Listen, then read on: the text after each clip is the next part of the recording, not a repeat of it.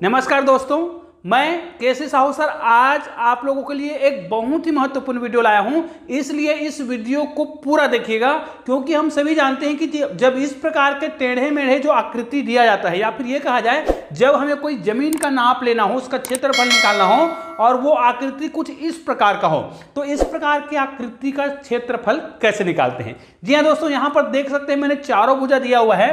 तो इस भुजा का जो मान है, चलो इसको मैं नामकरण कर देता हूँ। यहाँ पर देखिए हम नाम लिख देते हैं, जैसे ये ए है, बी है और ये सी है और ये डी है। तो भाई इसका क्षेत्रफल क्या होगा, जबकि ए बी का 30 मीटर है ना, सी और डी का 46 मीटर है और यहाँ पर ए और सी जो है 17 मीटर है। भाई ये मीटर है ना।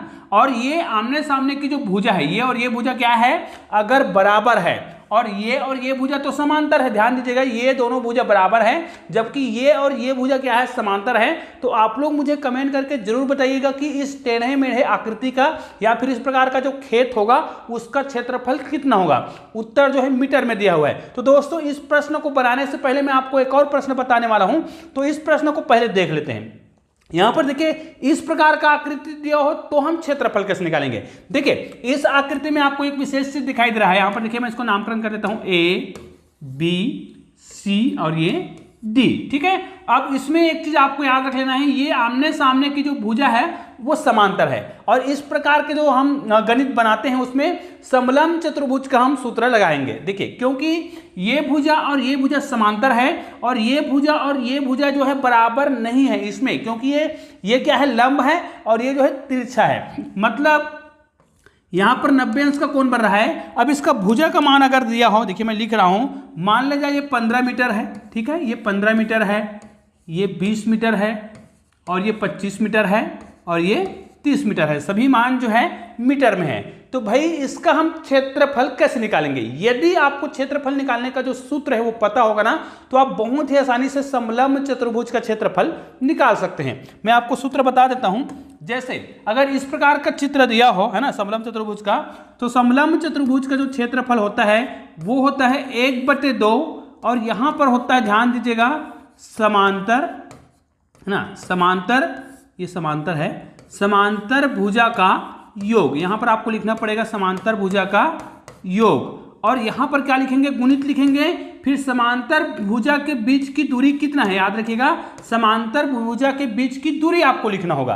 तो भाई इसके हिसाब से हमें क्या करना पड़ेगा, समांतर भुजा को जोड़ना है और समांतर भुजा के बीच की दूरी को निकालना होगा। और अगर प्रश्न में दिया है तो आपको क्या करना है, समांतर भुजा, देखिए हम क्या करेंगे, इस आकृति का क्षेत्रफल निकाल रहे हैं। ध्यान दीजिए, केवल क्षेत्रफल नहीं निकालूंगा, यहां पर मैं क्या करूंगा, आपके सामने प्रूफ भी करूंगा।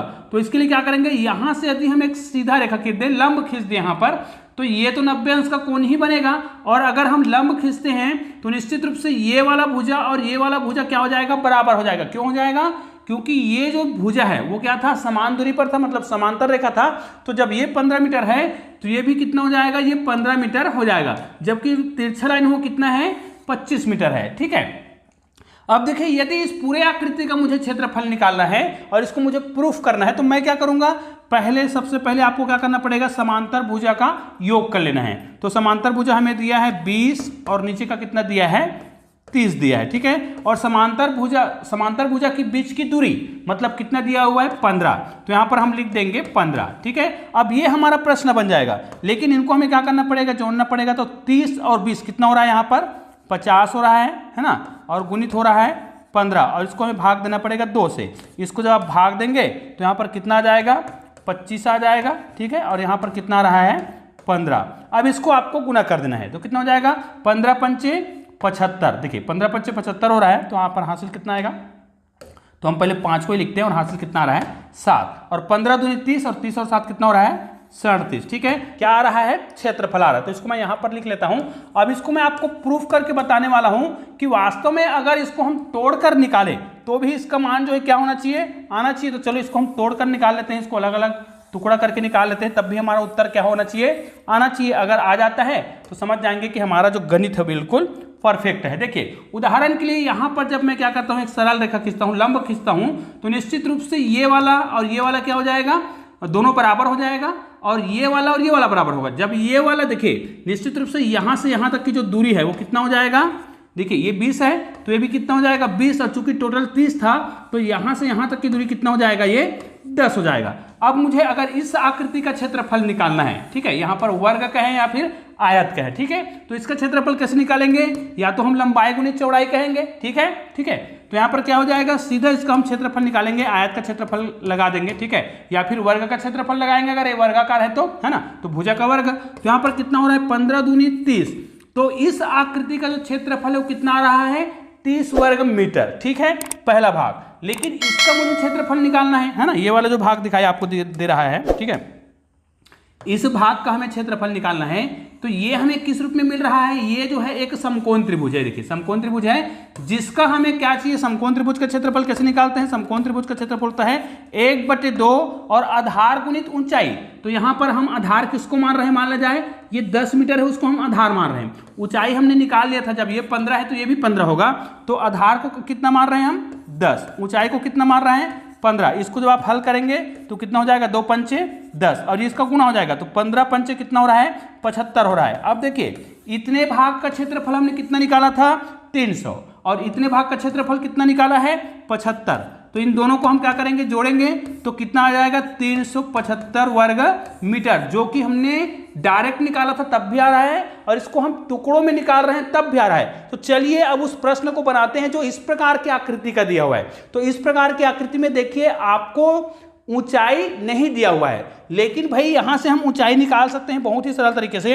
अब इसको भी हमें क्या करना पड़ेगा, यहां पर हमें ये तो तय है कि ये वाला भुजा और ये वाला भुजा क्या है, समांतर भुजा है, तो इनकी बीच की दूरी हमें पता कर रहे हैं, और इनकी बीच की दूरी अभी हमें पता नहीं है, लेकिन ये है कि ये 17 है, ये 17 मीटर है, तो ये भी 17 मीटर होगा क्योंकि दोनों भुजा बराबर है ऐसा कहा गया है, ठीक है। अब इसका मान हमें निकालना है, तो हम क्या करेंगे, देखिए इसका क्षेत्रफल निकालने का सबसे आसान तरीका ये होगा कि आप क्या करिएगा, यहां से एक रेखा खींच दीजिए, मतलब लंब डाल दीजिए, यहाँ पर 90 अंश का हम लंब डाल देंगे, ठीक है। ऐसा करने से हमें क्या मिलेगा, ध्यान दीजिएगा, अगर मैं आपको इसको 2 प्रकार से हल करके बताऊंगा ताकि आपके सारे जो डाउट है वो क्लियर हो जाए, कभी भी आपको इस प्रकार के जो आकृति दिया रहेगा उसका क्षेत्रफल निकालने में कोई गलती नहीं होगा।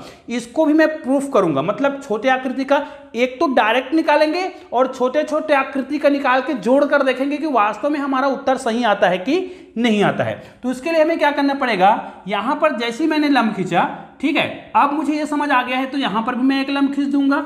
ऐसा करने से हमें समझ आ गया है कि ये जो है 30 मीटर, यहां से यहां तक 30 मीटर है, तो निश्चित रूप से यहां से यहां तक जो है दूरी है वो कितना हो जाएगा, ये 30 मीटर होगा। चूंकि हमको पता है कि अगर ये बराबर है, देखो ये बराबर है, ये दोनों भुजा बराबर है, तो यहां से यहां तक बराबर है, यहां से यहां तक बराबर है, तो इनकी जो दूरी है वो भी बराबर होगा, क्योंकि कहा जाता है कि ये दोनों भुजा क्या है, अगर समांतर रेखा है तो इनकी बीच की दूरी बराबर होगा। जब इनकी बीच की दूरी बराबर है, देखिए अगर ये देखिए ये बराबर है क्योंकि ये खींचा गया है, इनकी बीच की दूरी क्या है, बराबर है, और ये बराबर है करके पहले से कहा गया है, तो निश्चित रूप से ये वाला भुजा भी बराबर होगा।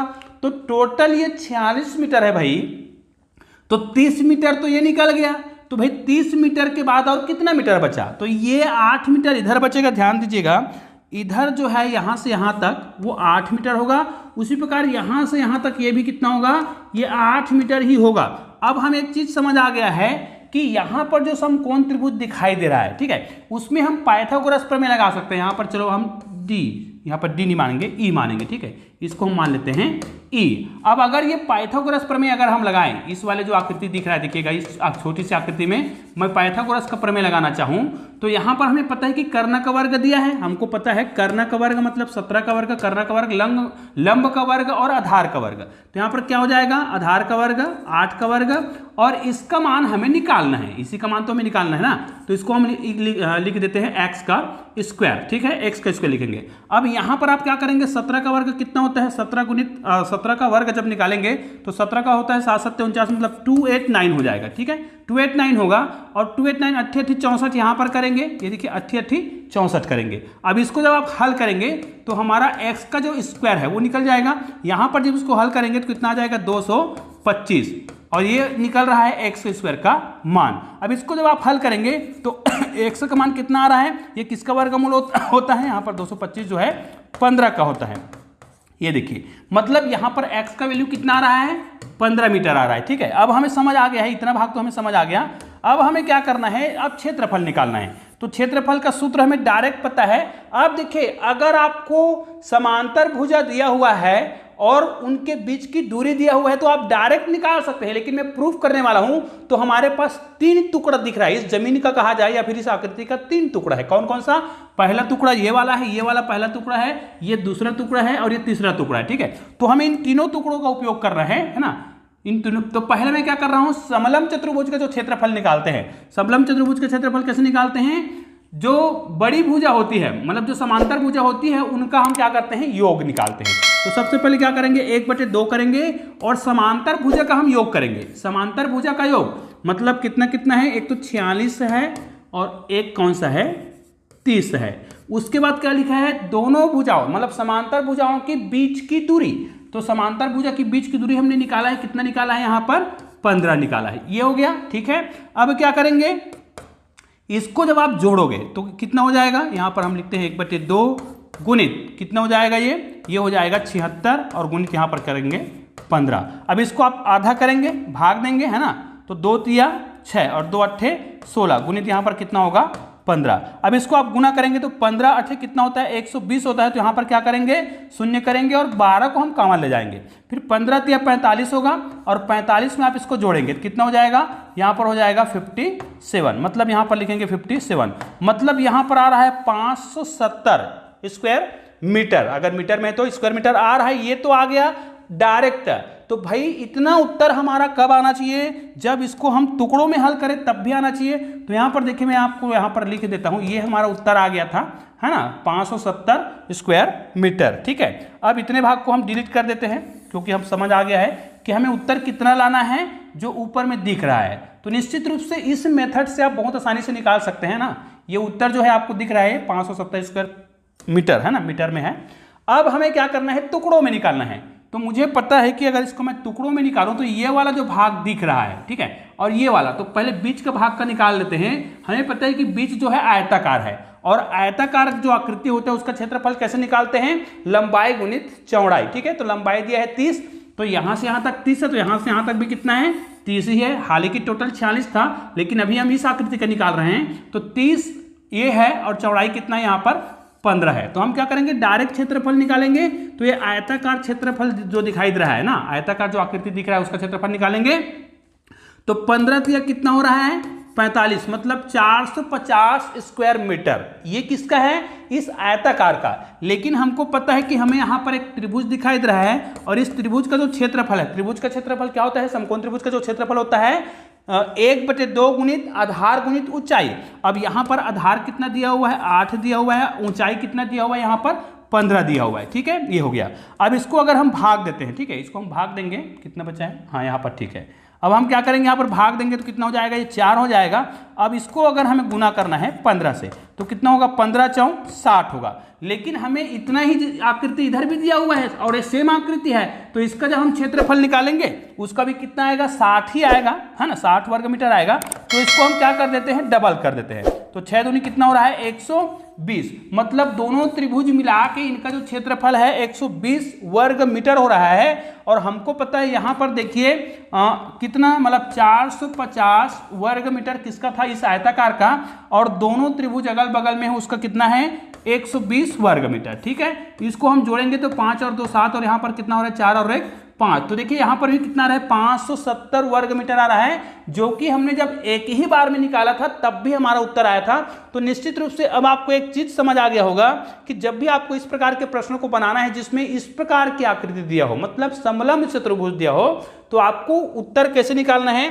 तो इसका सूत्र जो है बहुत ही आसानी से आपको याद कर लेना है, मैं बता रहा हूं। यहाँ पर देखिएगा, सूत्र हमेशा याद रखिएगा, जब भी समलंब चतुर्भुज का आपको क्षेत्रफल निकालना हो तो इसका क्षेत्रफल होता है 1/2, और यहां पर आपको लिखना पड़ेगा समांतर, ठीक है, समांतर भुजा का योग। आपको समांतर भुजा का योग निकाल लेना है।